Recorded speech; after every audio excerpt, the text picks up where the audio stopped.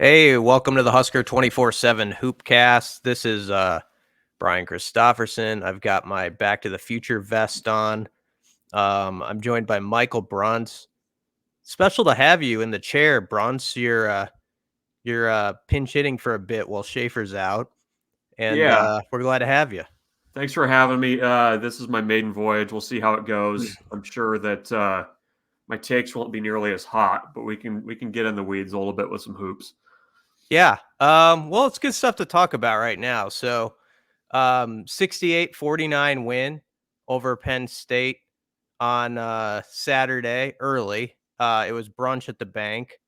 Do you whip up something special to watch the boys or no? Little Yeah. Benedict for the when the Nittany Lions are in town. I feel like that's a classic dish. Yeah. It was 11 a.m. tip.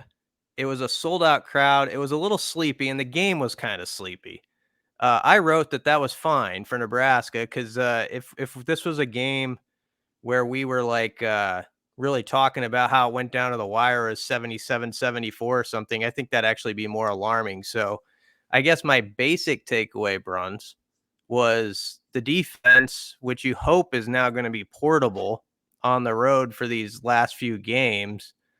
For the second straight game was really dialed in, and they held Penn State 26 points below their season average. So yeah, it was kind of not as exciting of an instant classic game as we've seen at PBA, but it's also just exactly what Nebraska wanted as far as helping with their chase toward the brackets. What was your level of concern coming into it? Because I mean, when you kind of tick off all the things that you could probably file in the concerning category, an 11 a.m. tip at home, I think would probably be on that list for me. I mean, they were coming off of a week off, which was badly needed. But I always feel like whenever you get to that point in the season and you're like kind of in the rhythm of things, like an extended break like that can sometimes backfire a little bit on you. But like what going into that game, I mean, what was kind of your concern with this team and them being able to kind of get back into the flow of things? I was pretty worried about it from Nebraska's end, honestly, because of the reasons you mentioned. And Penn State, I know they're sort of going a roster shift right now. Kanye Clary didn't play, and now he's not on the team anymore for them. So that was a story on their end. But even without him, he'd been limited or hadn't played a lot lately going into that game, and they'd been playing their best basketball. So you could say, yeah, he wasn't on the floor, but they had won 2 road games basically without him against Rutgers and Indiana by 14 and 15 points respectively. I was worried about their press because it's not exactly like Maryland's, but there's some similarities in that sort of challenge. And Nebraska did not respond well at Maryland, obviously. Um, but it really wasn't a factor. Nebraska did turn it over 13 times, which is a little high, but they ended up +2 on turnovers and won the points off turnovers. And that was really the stat I thought going in, that where Penn State could cause a hassle and win the game if they ended up getting a bunch of, as Hoiberg calls them, pick sixes. It's nice. He kind of relates it to our football brains. You have Um, to. John Cook yeah, does that. It's like it's yeah. part of the deal. Yeah, he's like, what can I say to get through to these guys where they'll kind of understand what I'm talking about here? So yeah, there weren't a lot of pick sixes, high stepping the other way for Penn State in this one. Which when it got into a half court game, it was not like, your people were right. It wasn't easy on the eyes, but I think it actually favored Nebraska, just sort of the way it played out and being a grinder. Yeah. The You mentioned it in your kind of first go through. The how I guess the rebounding stuck out to me a little bit in this game. The defense obviously was kind of the story of the day. Big picture, do you think that they're kind of over the hump with the just getting dominated on the boards and just looking completely disinterested in rebounding? Or is that just kind of in the DNA and you're hoping it's kind of, a Yeah. little bit, down, pushed down a little bit? I mean, do you feel like the effort that they gave on Saturday is something that can kind of sustain them over the last 5 games of the regular season. I'm hoping it's pushed down a little bit. That's sort of where I would categorize it. I don't think it's something you can just say they've figured out, especially because when they go on the road, it's just been a completely different story with rebounding for whatever reason. They were plus 11 in this game, though. Penn State's not a great team on the boards, but they did it. They have some good athletes where you kind of wondered, sort of like a mini Minnesota / Rutgers test. When you think about their type of athletes they have on the front line, they've caused problems for Nebraska, and we'll see how the Huskers handled at PBA in those last 2 games. But the Penn State guys just couldn't get through. I think their top guy rebounding wise had 6 boards. How is that going to now transfer to Indiana? I know they're scuffling and their season seems like it's circling the drain, but Khalil Ware is coming off, he's a 7-footer and he had 16 boards against Northwestern, and played really well in that game. So that's still a little bit of a worry point for me going into this one. Like, how's that? It was nice at PBA. Now, what's it going to look like at Assembly Hall? And hopefully this isn't a game where with 12 minutes left, everybody on social media is like tracking the offensive board count of the other team or the turnover count of Nebraska. If we can avoid both those things, I think the Huskers can win it. Is there value in winning a game like Saturday where you just kind of, it's not pretty, you kind of did what you had to? I mean, this team seems to be one where they've, really kind of gotten out and just, beaten up on teams at times. But I mean, it's just kind of a slow grinder. Like, it just feels like there's going to be a couple of those games down the stretch here that you're going to have to win. Yeah, I thought it was a very satisfying win, and that the Hoiberg said it. I thought it was the quote of the post game where he noted, they were 4 of 21 from 3-point range, and to shoot like that and still win by 19, he was pointing out was a good sign because it meant a lot of other categories were right, and especially on the defensive end.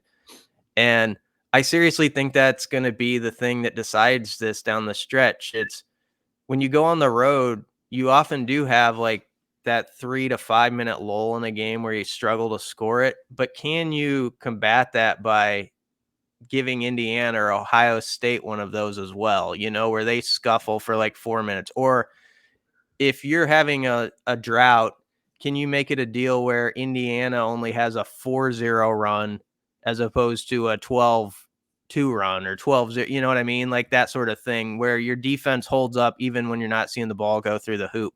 That's what they did really well Saturday, and I thought that was encouraging. Not as easy to do on the road when you don't have the support and all that, but that's where you hope that carryover comes into play. What else did you kind of take away from that game? I mean, you said it was satisfying. I mean, just from an aesthetically pleasing point of view, I wouldn't say that, but I mean, it's the type of game that a snoozer is okay there, I guess. Was there anybody else that kind of stood out to you at the way that they played that may not have really kind of shown up on the stat sheet? Yeah, Bryce Williams, I think, is like, he had 2 points, but they shut down Ace Baldwin, and that was a big concern point going in. We do this with football sometimes. That I kind of push back on the ugly win thing. Like, it gets used a lot. I use it. Everybody does. But I just don't think it exists at this time of year, especially if you're like an 8 or 9 point favorite and you win going away.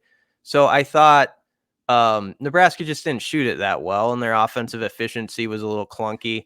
I think there was some reason for it. Penn State's pressure defense, Hoiberg would tell you, sort of forces guys into different spots on the floor than they're usually at in the offense, and so it maybe throws the rhythm off a little bit in that regard. Nonetheless, you're going to have to shoot it better going forward. But I thought Bryce was really good. I thought Sam Hoiberg, and just the job they did on Baldwin. He had 2 points and 2 assists with 8 minutes left in the game, and it was a 23-point game. And he's the guy, like, for those who are watching like Big Ten basketball this year, and there's more of them around Nebraska that are like dialed in now, he can be like a dude who you're like, oh man, he's a problem. Like, you're watching a game on a random Tuesday night. He's just he had 5 steals, but he has games like that where he'll have 15 points, 4 steals, 8 assists. And it felt like he was really muted in this game. And I thought that was the key. Going on the road again, I mean, in your mind, is there a guy or two that just kind of have to kind of stir the drink, so to speak, to kind of change the fortunes on the road? Like Mm-mm. I think at times it kind of feels like, you're maybe not going to play your best, but if a guy can kind of have one of those games, or like, you know what I'm saying? Like who needs to kind of step up over these last 5 to kind of reverse their fortunes on the road a little bit more than what they've done so far in conference? Yeah. You could pick any of the 8 lead guys in the rotation, but Jawan Gary comes to my mind first because um, always described as a junkyard dog. He had that game everyone always still kind of goes back to against K-State where it showed him at his absolute best when he's just a real problem for the other side on the boards. And so if he can be that type of guy to help clean up some of the defensive rebounds, I think it's going to be huge. Remember, he got injured in that Rutgers game with 8 to 10 minutes left, and that's when Nebraska sort of fell off the cliff. Yeah. So against Cliff, by the way. Yeah. You see that? Yeah. I saw So what you did. There's yeah, no fiddler on the roof reference like you made a couple weeks ago, but yeah.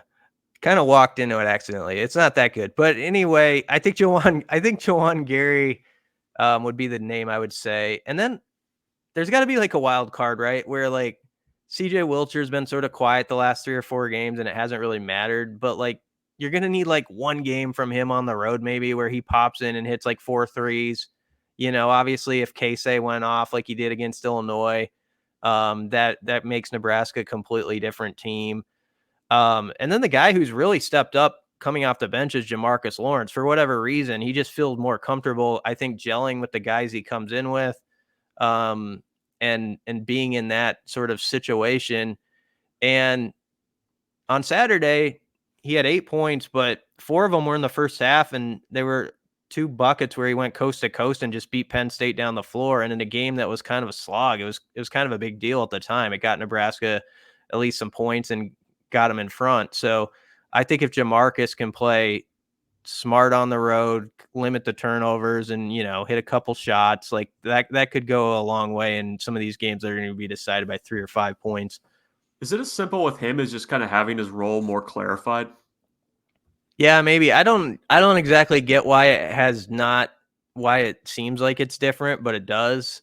I've always appreciated that he is figuring this out as he goes, and it's a tough assignment. And people always say, "Oh man, they don't have that true point guard."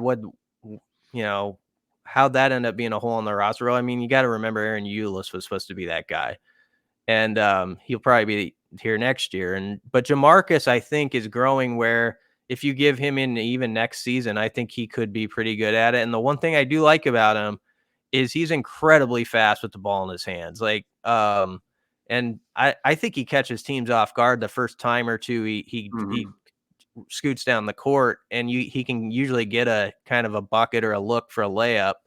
So that could be a big deal in a game where every point's going to matter on the road. But I don't know. It just feels like maybe he comes in with Sam and some of those guys, and they're kind of in on it together. And it's a role he was familiar with last year when he had success. So maybe it brings some of that into his biorhythms or whatever it is.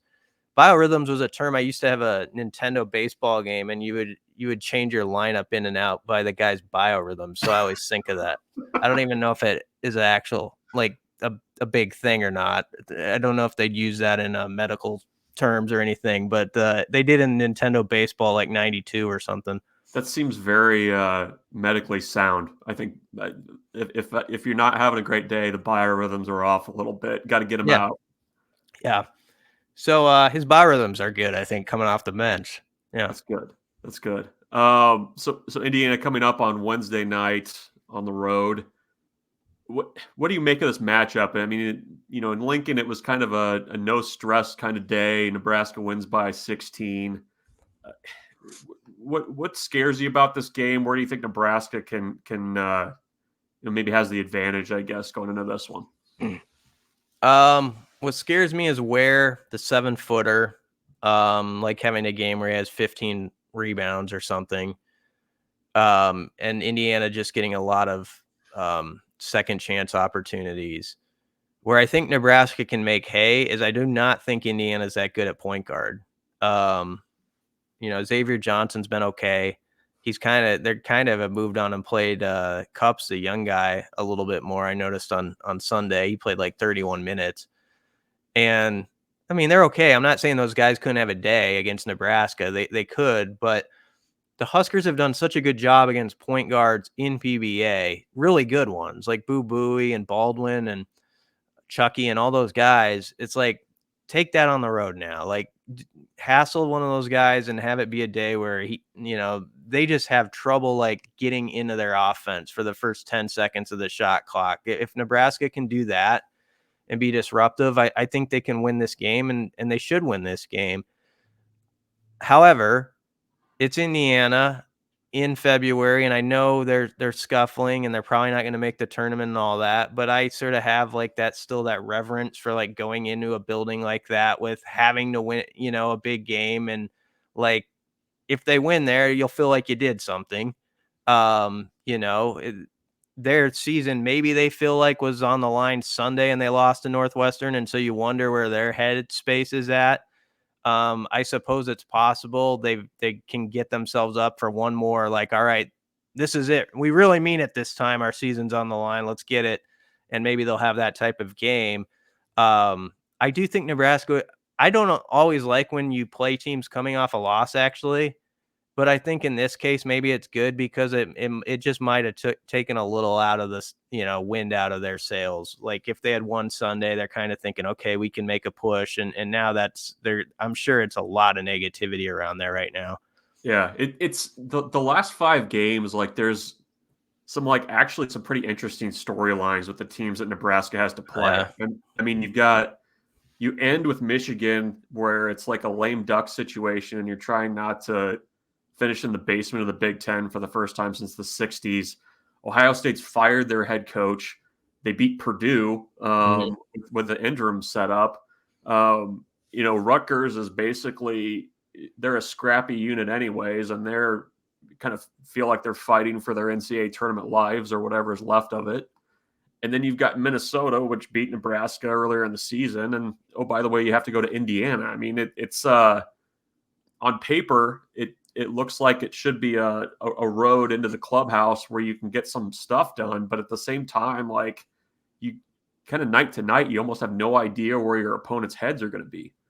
Yeah. I always think like when you get to league play, even if there's a team that has, 8 or 9 wins in the league and there's a team with 3 or 4, you still have to suit it up and know that if you don't play good ball, you're in trouble. Cause these teams are decided by 10 to 12 point swings, maybe. And so that's why I don't count any of these as a gimme. You're right, though. It's a weird situation. Like, who knows by the time we get to Michigan with Nebraska maybe needing that one, like what they're saying about Juwan Howard at that point, or if he's there. I mean, I don't know at this point with that. And sometimes you get a weird game where they have something dramatic happening in their program and they step it up for one day, on that Sunday. So that's interesting. Ohio State's maybe like going to have that deal where they got a second wind and they got their interim and they won a big game and they're like, all right, let's do this and make a big story out of it. The good thing about the Ohio State win over Purdue is Purdue's so embedded as a top tier team. They can't lose their quad one standing, obviously. And Ohio State, bizarrely to some, is actually a quad one game on the road because they're 64 at the moment. They moved up 8 spots to that after the win. If you're in the top 75 and you win, so if Nebraska were to win on the road and they're in the top 75, that counts as a quad one. It also, if Ohio State could stay there, means that home win that Nebraska had at PBA is a quad two. And so that was useful that Ohio State won that game. So there's all these interesting little quirks going on that I think is fun. I think Nebraska fans are having some fun with it. We see it on our message board. Like people are watching the Big Ten games on a Thursday night that they wouldn't have in the past. And as I say, like, it'd be cool, like now with football, if that happens too, where we get into like scoreboard watching like we used to do around here. Yeah, you got people watching MEAC games and stuff Yeah. like that to see who's going to steal bids, things like that. Yeah, we got a great bubble thread going. Yeah, we'll give NU student a shout out on that one. He does a nice job with it. So and people are into it. So it's a cool thing. To not just for what we're watching Nebraska specifically, but college basketball is interesting to people. Anything else? I don't think so. Do you have anything to say? I got nothing. This was informative. I got to get in that thread and see who I'm rooting for tonight. Yeah. They listed off about 4 or 5 games. It's a nice little cheat sheet for people, so they can pop in there. But we'll try to do that too. You've been keeping with the bracketology stuff. It looks like they're like a 10-11 right now, sort of in that category. So it's that you're in, but don't biff around much category. Yeah, they snuck into the top 50 in the I'm blanking The NET net. rankings, the net rankings, and they seem to be with each passing day just slowly creeping a little bit more into the tournament in most brackets than they were last week. So, Do you have a thought on like, okay, there's 5 games left and then the tourney? Do you have a thought on like a win total you'd say in your head, like you feel comfortable if they do it? I don't know. I've been saying 11-9 in conference, and I'd feel okay about it. 11-9, and maybe you win one in Minneapolis, and you're feeling okay there.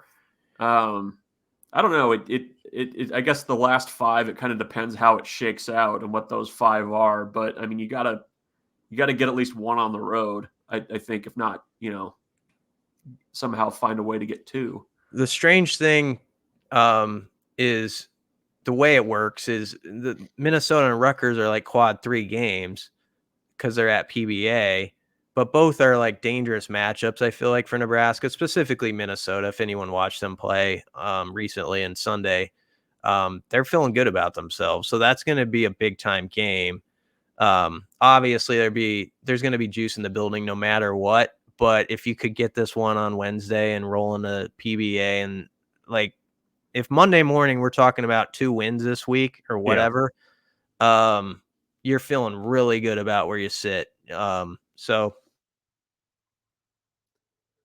huge 4 to 5 days. But it's better than what it's been in the past. We're talking about this, and it's fun territory to be in. Yeah, not counting down the days to spring football is a good place to be. So, Yeah. I think that's all we got for today. Brian will have full coverage from the matchup with Indiana on Wednesday night. So keep it locked in on Husker 24/7, not only for Nebraska hoops coverage, but also who you're also rooting for around the country. Keep it locked in there.